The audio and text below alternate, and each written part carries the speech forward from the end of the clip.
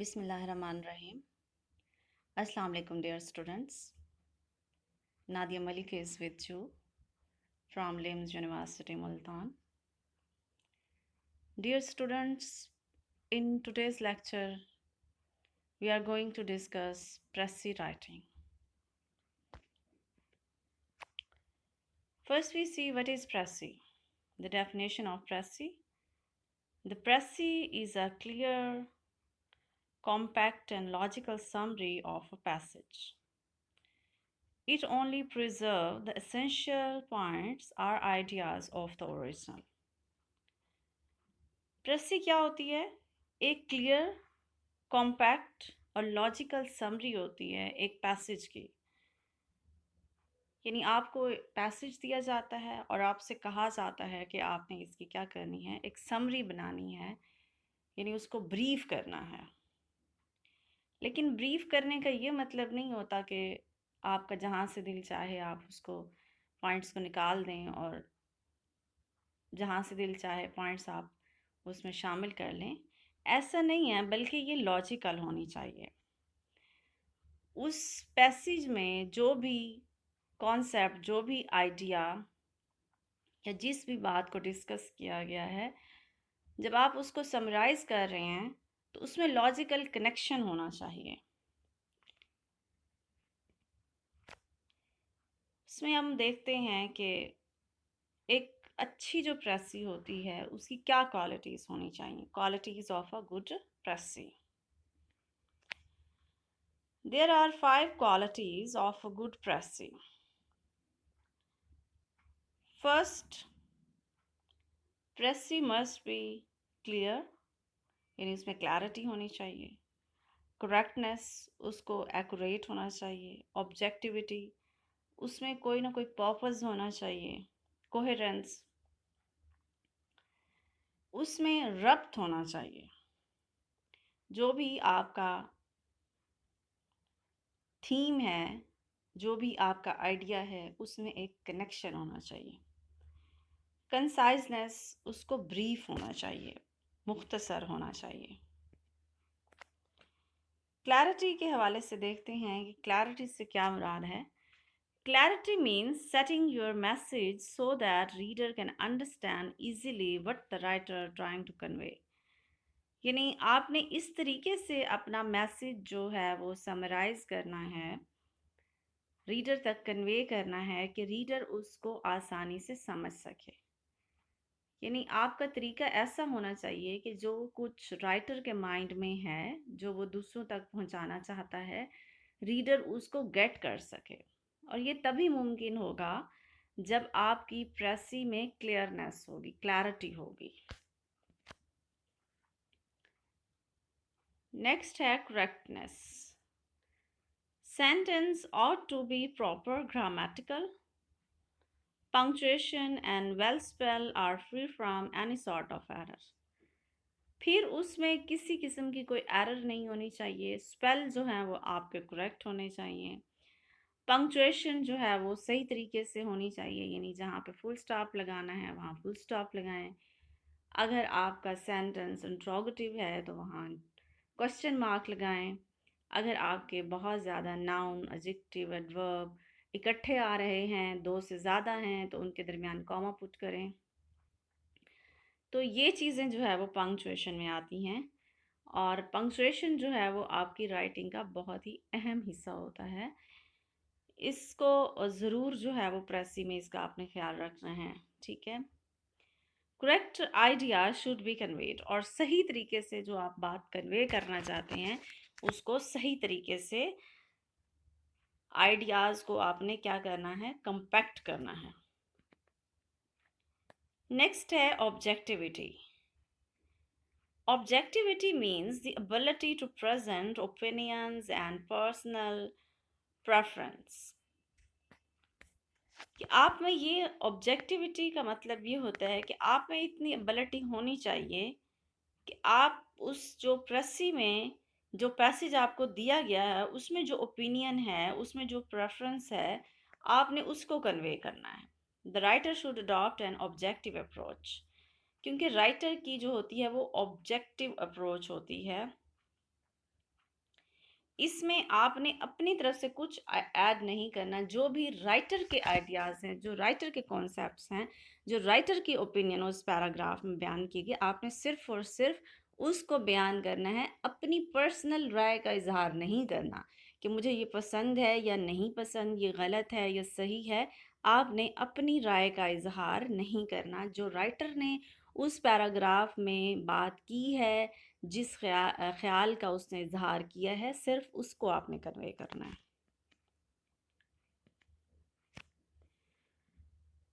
Coherence means logical interconnection, यानी जो भी आप उसमें बात कर रहे हैं, सेंटेंसेस हैं आपके, उसमें एक लॉजिकल कनेक्शन होना चाहिए। एक सेंटेंस का दूसरे के साथ, दूसरे का तीसरे के साथ, तीसरे का चौथे के साथ, जो भी आपका होल पैसेज बन रहा है प्रेसी का, उन तमाम में क्या होना चाहिए? लॉजिकल कनेक्शन होना चाहिए।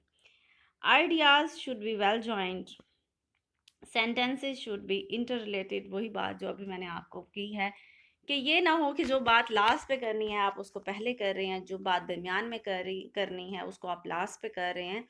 तो इसका क्या मतलब होगा? इसका ये मतलब होगा कि आपकी प्रेसी में कोहेरेंस नहीं है, उसमें जो है वो कोहेरेंस की कमी है। तो आपने इस चीज़ का ज़रूर ख्याल रखना है, इस चीज़ से क्या करना है? अवॉइड करना है। नेक्स्ट है conciseness. Conciseness means brief and direct. इसका मतलब है आपने अपनी बात को मुख्तसर करना है, क्योंकि प्रेसी का खुद ही मतलब यही होता है, प्रिसाइज करना, ब्रीफ करना।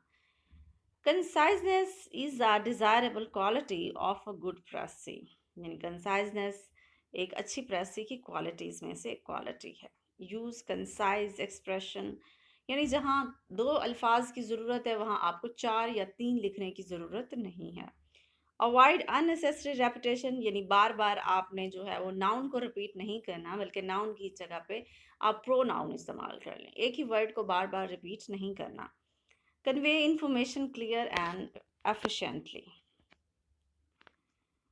नेक्स्ट है कंटिन्यूड।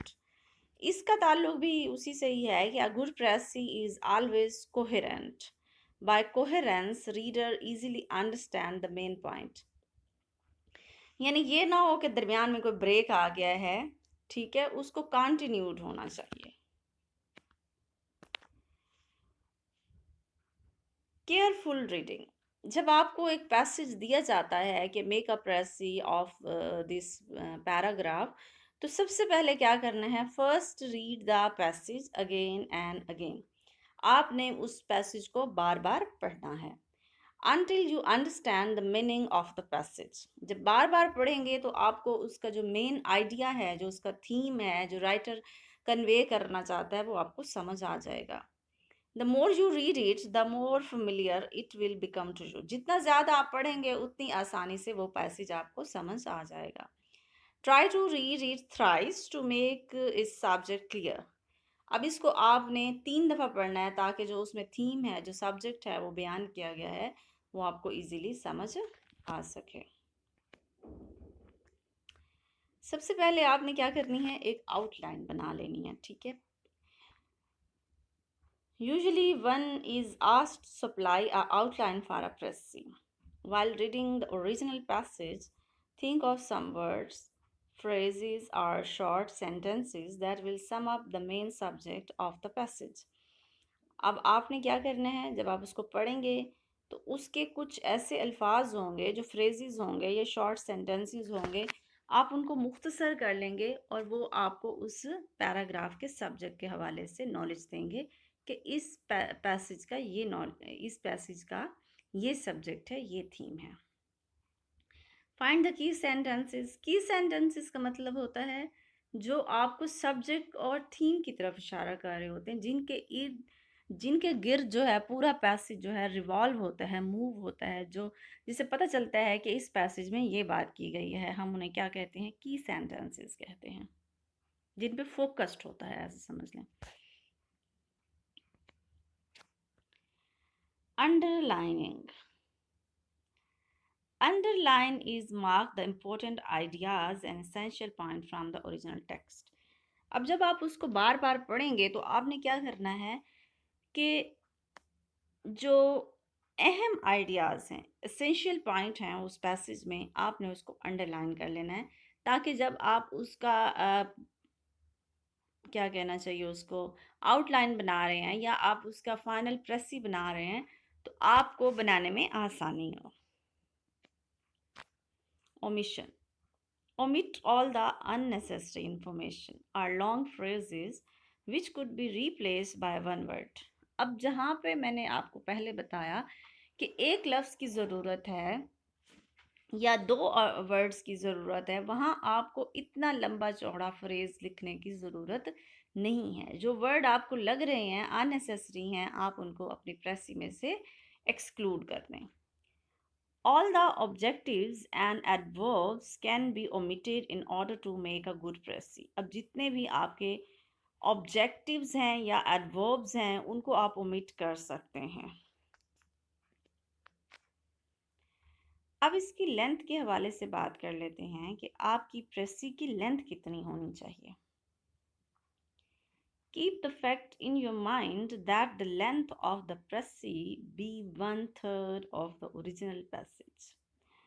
जैसे कि आपको इस स्लाइड में नज़र आ रहा है कि आपका जो पैसेज दिया गया है, ठीक है, आपको प्रेसी बनाने के लिए जो पैसेज दिया गया है, जो मटेरियल दिया गया है, ज़रूरी नहीं है वो एक पैसेज हो, वो एक से ज़्यादा भी हो सकता है, लेकिन आपने जहन में ये बात रखनी है कि प्रेसी जब आप बनाएंगे तो उसका एक ही पैसेज होगा, चाहे आपको 2 पैसेजेस दिए गए हैं, चाहे आपको 3 दिए गए हैं। आप सबसे पहले क्या करेंगे कि उनको काउंट कर लेंगे। Count the words if you find that it is too long. अगर वो बहुत लंबा पैसेज है तो आप क्या कर लें, अगर आपको समझ नहीं आ रही कि 1/3 किस तरह बनेगा, तो उसका ईजी वे ये है कि आप उसके जो वर्ड्स हैं उनको काउंट कर लें। सपोज अगर उस पैसेज में 90 वर्ड्स हैं, ठीक है, आपका जो 1/3 होगा वो 30 होगा, आपकी जो फाइनल प्रेसी होगी वो सिर्फ 30 अल्फाज पे मुश्तमिल होगी।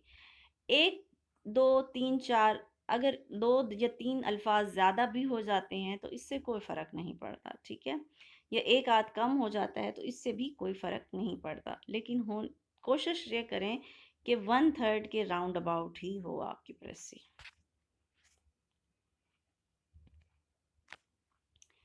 नेक्स्ट है indirect speech. Précis should be written in indirect speech.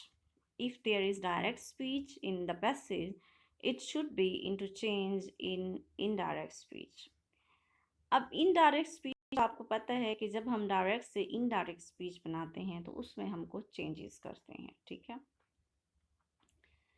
तो इसमें आपने ख्याल रखना है कि अगर आपका फर्स्ट पर्सन है तो उसको हमने किस में तब्दील करना है, अगर आपका सेकंड पर्सन है तो उसको किस में तब्दील करना है, अगर आपका थर्ड पर्सन है तो उसको हमने किस में तब्दील करना है। अगेन फिर इसमें जो है वो वर्ड्स की भी तब्दीलियाँ होती हैं कि अल्फाज को हम तब्दील कर देते हैं, ठीक है, फिर हम उसका स्ट्रक्चर भी कहीं पे तब्दील कर देते हैं। तो ये सारी बातें आपको जहन में रखनी चाहिए कि प्रेसी जो है वो हमेशा इनडायरेक्ट स्पीच में होती है, डायरेक्ट स्पीच में नहीं होती। Tenses and person. A précis should be written in past tense, but in case of universal truth, present tense should be used। अब चूंकि इनडायरेक्ट स्पीच होगी तो फिर पास्ट में आपने इसको इस्तेमाल करना है, लेकिन अगर कहीं पे यूनिवर्सल ट्रूथ आ जाता है या हैबिचुअल कुछ चीज़ें होती हैं जो सिर्फ हमेशा जो है वो प्रेजेंट टेंस में ही होती हैं, जैसे आप कहते हैं the sun rises in the east, ये एक यूनिवर्सल ट्रूथ है, तो इसको आप वाज नहीं कर सकते, क्योंकि वाज का मतलब है कोई चीज़ थी अब नहीं है, ठीक है, जो चीज़ थी है और रहेगी, इसका मतलब है वो यूनिवर्सल ट्रूथ है, उसको हम तब्दील नहीं कर सकते। और इस तरह के जो सेंटेंसेस होते हैं उन्हें हमेशा प्रेजेंट टेंस में ही लिखा जाता है। Always use third person. अब इसमें क्या है, प्रेसी में आपने हमेशा थर्ड पर्सन का इस्तेमाल करना है, यानी ही, शी, दे, ठीक है, आई या यू या वी, इनसे अवॉइड करना है। ये आपने पॉइंट जो है वो मोस्ट इम्पॉर्टेंट है और जहन में रखना है। नेक्स्ट है ओन वर्ड्स।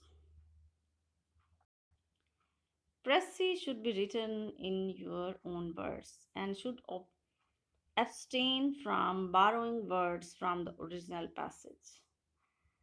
तो आपका जो ओरिजिनल पैसेज है आपने वहाँ से अल्फाज नहीं लेने हैं, ठीक है। मीनिंग आपका वही रहेगा, आप सिनोनिम यूज़ कर लें, ठीक है। क्योंकि एक वर्ड के आपको पता है कि काफ़ी सारे सिनोनिम्स होते हैं, तो आप उसको अंडरलाइन कर लें और उसके सिनोनिम याद कर लें, और उन अल्फाज की बजाय आप उनके सिनोनिम राइट कर लें। क्योंकि जब आप इनडायरेक्ट स्पीच कर रहे होते हैं तो आप सेम अल्फाज नहीं लिखते हैं, ठीक है। आपने अपने अल्फाज का जो है वो उसमें इंतखाब करना होता है, यानी जो राइटर के अल्फाज हैं उससे आपने क्या करना है, अवॉइड करना है।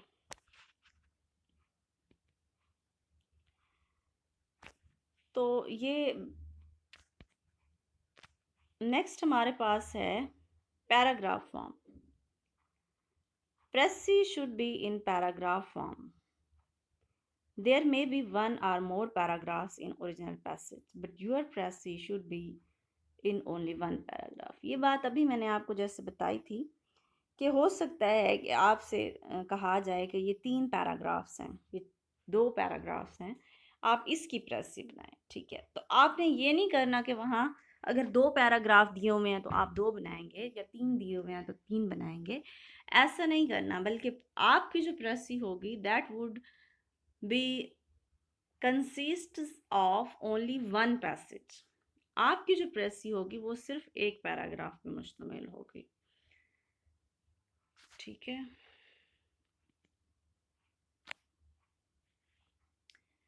तो क्लास ये आज का जो है वो क्या कहना चाहिए, प्रेसी के हवाले से हमारा लेक्चर था। फिर से बता रही हूँ आपको कि प्रेसी क्या होती है। सबसे पहले तो आपने ये समझने की कोशिश करनी है, प्रेसी जो है उसका मतलब होता है to brief something, to summarise something, किसी चीज़ को मुख्तसर करना, ठीक है। अब मुख्तसर करने के भी कुछ रूल्स होते हैं, रेगुलेशंस होती हैं। ये नहीं है कि आप अपनी मर्ज़ी से किसी चीज़ को ब्रीफ कर देंगे। इसका पहला असूल तो ये है कि आपकी जो प्रेसी होती है वो गिवन पैसेज का 1/3 होती है। जैसे मैंने आपको पहले बताया कि अगर आपके ओरिजिनल वर्ड जो है वो 90 हैं, तो आपकी जो प्रेसी है वो 30 अल्फाज पे मुश्तमिल होनी चाहिए, ठीक है। दूसरी जो बात आपने जहन में रखनी है कि प्रेसी हमेशा इनडायरेक्ट स्पीच में होती है, ठीक है। उसमें पास्ट टेंस इस्तेमाल होता है। अगर कहीं पे यूनिवर्सल ट्रूथ है तो फिर आप प्रेजेंट इंडेफिनिट टेंस इस्तेमाल कर सकते हैं। इसमें और चीज़ जो आपने जहन में रखनी है कि प्रेसी जो है वो हमेशा अपने ही अल्फाज में होती है, यानी आप अगर प्रेसी बना रहे हैं तो आप अपने अल्फाज इस्तेमाल करेंगे, जो राइटर ने अल्फाज इस्तेमाल किए हैं आप उनसे अवॉइड करेंगे। और उसका बेस्ट वे यही है कि आप उन अल्फाज को अंडरलाइन करें जो पैसेजेस में दिए गए हैं, या फिर आप ऐसा भी कर सकते हैं कि उसमें कुछ ऐसे अल्फाज भी होंगे जिनके मीनिंग आपको नहीं आते होंगे, आप पहले उनकी मीनिंग देख लें, फिर उनके जो है वो सिनोनिम्स देख लें। फिर हर वर्ड का जो है एक से कम 2 या 3 सिनोनिम आप राइट कर लें हर वर्ड के, जो कि आपको लगता है कि प्रेसी में आपने उन्हें इस्तेमाल करना है। क्योंकि पहले मैंने आपको बताया है कि ज़रूरी नहीं है कि तमाम जो फ्रेजेस हैं या तमाम अल्फाज हैं वो इम्पोर्टेंट हों, क्योंकि जो अननेसेसरी फ्रेजेस होंगे, अननेसेसरी वर्ड्स होंगे, उन्हें आपने पहले से ही अपने पैसेज से जो है वो एक्सक्लूड कर देना है, उन्हें निकाल देना है। तो जब आप उनके सिनोनिम राइट कर लेंगे तो फिर जब आप प्रेसी बनाने लगेंगे तो आप वहाँ पे ओरिजिनल वर्ड्स की बजाय उनके सिनोनिम राइट कर देंगे। इस तरह से क्या होगा कि आपके जो प्रेसी की रिक्वायरमेंट होती है कि आपने प्रेसी अपने अल्फाज में बनानी है, वो क्या हो जाएगी, पूरी हो जाएगी। तो बेटे ये इस तरह से है कि ये सीएसएस में, जैसे कि आपको पता है हमारे लेक्चर चल रहे हैं, उसका एक इम्पोर्टेंट पार्ट है, ठीक है। इंग्लिश कंपोजिशन आपका पेपर है और उसका ये एक इम्पोर्टेंट पार्ट है कि आपसे कहा जाता है कि आपने प्रेसी बनानी है, ठीक है। पैसेज दिया जाता है, फिर इसमें प्रेसी में कभी ये भी होता है कि आपसे ये कहा जाता है कि आपने इसका टाइटल भी, इसको पैसेज को एक टाइटल का नाम भी देना है, ठीक है। इसकी हेडिंग भी देनी है। अब हेडिंग में भी यही होता है कि हेडिंग आपकी वही बनती है जो बात बार बार उस पैराग्राफ में रिपीट की गई होती है, यानी वही बात बार बार रिपीट होती है जो आपका थीम होता है। ठीक है, तो अगर आपसे ऐसा कहा जाता है कि आपने इस पैराग्राफ को प्रेसी भी बनानी है और इसको एक हेडिंग भी देनी है, तो आपने फोकस करना है कि वो कौन सी बात है, वो कौन सा आइडिया है, वो कौन सा कॉन्सेप्ट है जिसके गिर्द मेरा जो पूरे का पूरा पैसेज है वो रिवॉल्व कर रहा है, मूव कर रहा है। अगर आपको वो बात आसानी से समझ आ जाती है, हो सकता है कि जब आप पहली दफ़ा ट्राई करेंगे तो आपको 2, 3 या 4 बातें उसमें नज़र आएँ कि अच्छा ये भी इसका टॉपिक हो सकता है, ये भी इसका टॉपिक हो सकता है। तो आप वो चारों की चारों लिख लें, फिर दोबारा पढ़ लें। फिर हो सकता है कि आपको लगे कि नहीं ये सही नहीं था, ये सही है। फिर दोबारा आप उसको पढ़ेंगे जैसा कि मैंने आपको स्टार्ट में बताया, आपने उस पैराग्राफ को 3 दफ़ा पढ़ना है, ठीक है? पैसेज को या पैराग्राफ को 3 दफ़ा पढ़ना है। 3 दफ़ा पढ़ने से ही वो आपकी आसानी से समझ में आएगा, ठीक है? तो जब आपको 3 दफ़ा पढ़ने के बाद वो समझ आ जाए कि इसमें क्या थीम बयान किया गया है, तो फिर आपको क्या होगा, उसकी हेडिंग बनाने में भी बहुत ज़्यादा आसानी होगी। तो बेटे ये आज का हमारा लेक्चर था। इंशाल्लाह we will see in the next lecture. Till then अल्लाह हाफ़िज़।